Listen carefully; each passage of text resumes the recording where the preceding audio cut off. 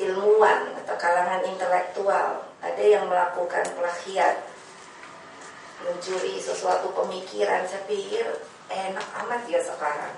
Padahal zaman dulu, zaman terjajah, beliau masuk keluar penjara, dibuang, tapi masih sempat terus berkomunikasi dengan banyak orang di dunia ini, yang akhirnya dari situ beliau bisa membuat suatu alur pikir, sehingga itulah yang selalu sebagai saya sebut, seorang pemimpin itu harus punya vision ke depan. Kalau dipikir, mengapa beliau tidak luar biasa? Beliau mulai menulis dan sebagainya ketika mulai berumur 18 tahun. Nah, dari situlah pergerakan perjuangan beliau ketika yang mulai diambil oleh Belanda, ketika beliau makanya membuat pledoi Indonesia menggugat. Saya tidak bisa merincinya, tapi nanti tolong diberikan. Di Indonesia menggugat, saudara-saudara, adik-adik, kalau kita melihat dengan nilai valuta dan inflasi, kalau yang pintar ekonomi, saya bukan ahli ekonomi, itu menunjukkan betapa pikiran beliau itu sudah begitu jauh. Karena apa? Karena di situ dia tulis yang membuat kesengsaraan rakyat kita itu apa? Holdernya, penninya dan sebagainya. Kalau di-compare sekarang, saya pikir hebat ini. Karena dikalikan dan sebagainya, itu akhirnya mendekati bahwa apa yang akan terjadi itu sekarang terjadi. Pikiran-pikiran beliau yang ada di buku ini, pertama memang ketika tahun 65 itu dicoba dimusnahkan. Karena apa? Karena kalau pada waktu itu pikiran-pikiran itu berkembang, dibaca oleh banyak anak muda.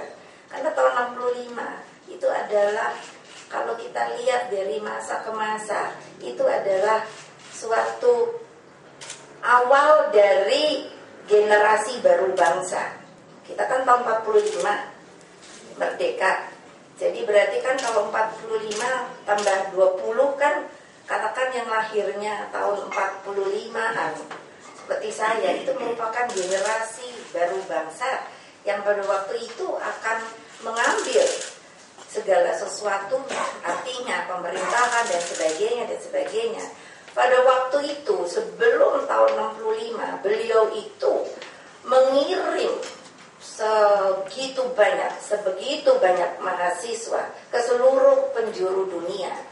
Nah, pada waktu itu secara politik akhirnya dibuat sedemikian rupa, maka beliau kan dibilang orang komunis.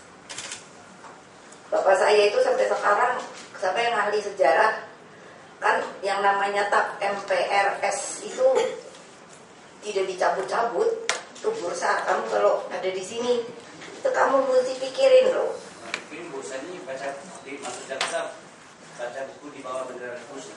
Bukan urusan ini, urusan itu tab MPRS itu, bayangkan, karena menurut saya itu adalah satu tingkat emosional bangsa kita pada waktu itu yang membelenggu seorang yang menurut saya sebenarnya alam pikirnya pada waktu itu sedang dikungkung untuk tidak bisa dilaksanakan. Kalau itu dilaksanakan, pulanglah mahasiswa dari semua dunia. Waktu itu akibatnya mereka yang di blok timur, waktu itu ada blok barat, blok timur kan.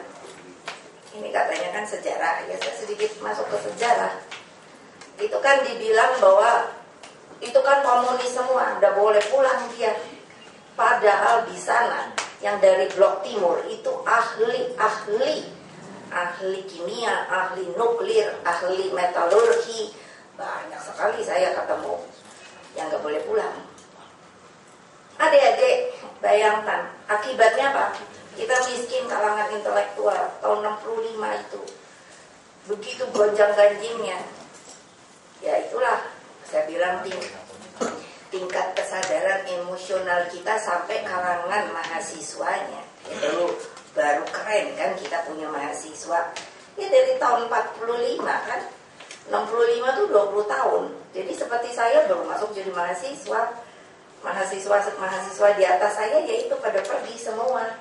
Seperti Pak Ginanjar CS itu baru belajar dia di Jepang. Pada waktu itu Bung Karno menerima pampasan dari Jepang, dibuat itu namanya TVRI.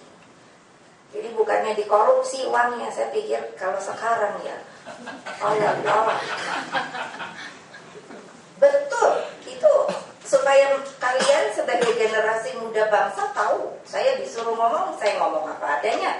Kalau tidak percaya, cari buktinya. Ada. Kita mahasiswa ke Jepang dulu tidak susah seperti sekarang karena Jepang mahal. Karena dulu kita punya wisma mahasiswa, tapi dijual. Nah, sekarang yang mau jadi pintar bagaimana? Itu pertanyaan saya selalu. Silakan ini dibaca, tapi netral sikapnya. Ketika saya bertemu para mahasiswa datang dari persatuan, kalau di luar negeri di Amerika PPI ya, Amerika Serikat Permias. Saya tidak tahu bagaimana sudah kok dengar langsung dijemput, langsung mereka minta kita boleh gak diskusi.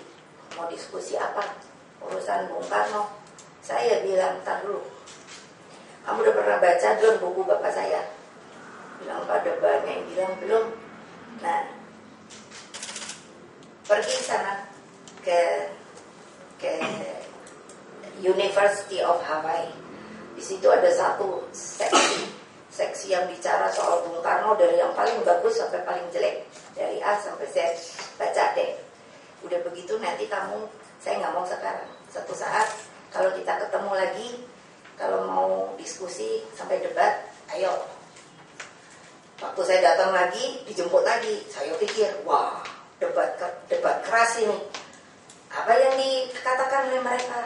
Nggak usah mbak, kita udah ngerti. Nggak usah debat, bener. Ya sudah, kalau betul bahwa Bung Karno itu pikiran-pikirannya adalah pikiran abad 21.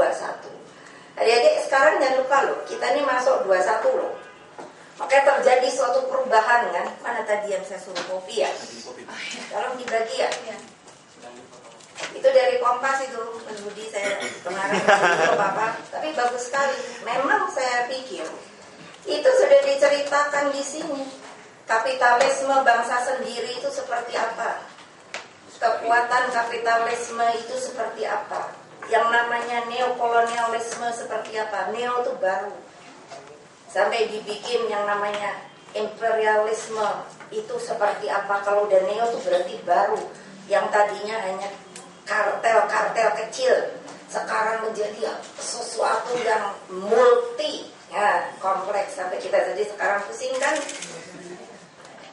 Pertanyaan saya sebagai orang biasa, saya nggak pintar kok, tapi saya mungkin alur pikir saya logika aja.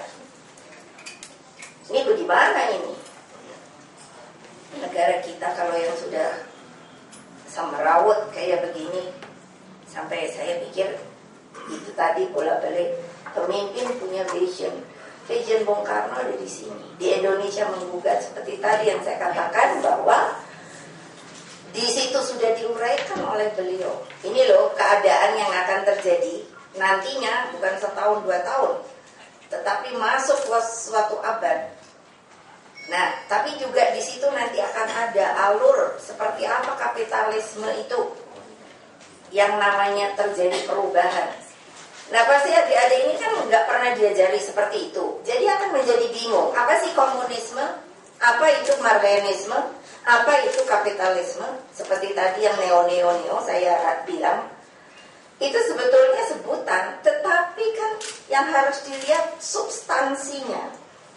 Nah, antara komunis yang gampang saja ya, populer, komunis, sosialis. siapa yang ngomong sosialis? Nanti dulu itu urusan belakangan. Komunis, marxisme, sama kapitalisme. Jadi sebenarnya kalau antara komunis dengan marxisme, dulu orang yang saya bilang tingkat emosional itu seperti itu, karena kan dibilang kalau dilihat komunisme itu sepertinya tidak beragama, karena dia kan cara berpikirnya, kalau kerennya kan dulu disebutnya Deng metode, itu kan semuanya itu jangan dilihat abstrak, ada sehingga bisa dihitung. Nah tapi maklum menurut saya, maka hal-hal seperti itu dijadikan sesuatu yang dipolitisasi. Oh, cara berpikir seperti itu nggak ada. Jadi tidak beragama. Emosilah kita semua. Pada waktu itu begitu. Tahun 65 itu kan kita melihat satu putaran dari suatu sejarah bangsa yang gelap. A melawan B, B melawan C, C melawan A, putar dah dia. Mahasiswa itu berantem sendiri. Saya kadang-kadang mikir, saya dikejar sama anak mahasiswa. Saya tanya, lu ngapain sih ngejarin gue? Kan zaman dulu gitu. Ya lo kan ikut bapak lo. Nah lo ikut siapa? Coba. Tapi itu emosi semua, gak ada pikiran jernih. Dan sekarang kan selalu dipertanyakan orang yang hilang, korbannya ini dan itu. Ya saya pikirin, gak usah emosi lah. Ya kalau memang ada, bongkar aja. Kok susah-susah amat. Kita ini kok memang benar bangsa emosional.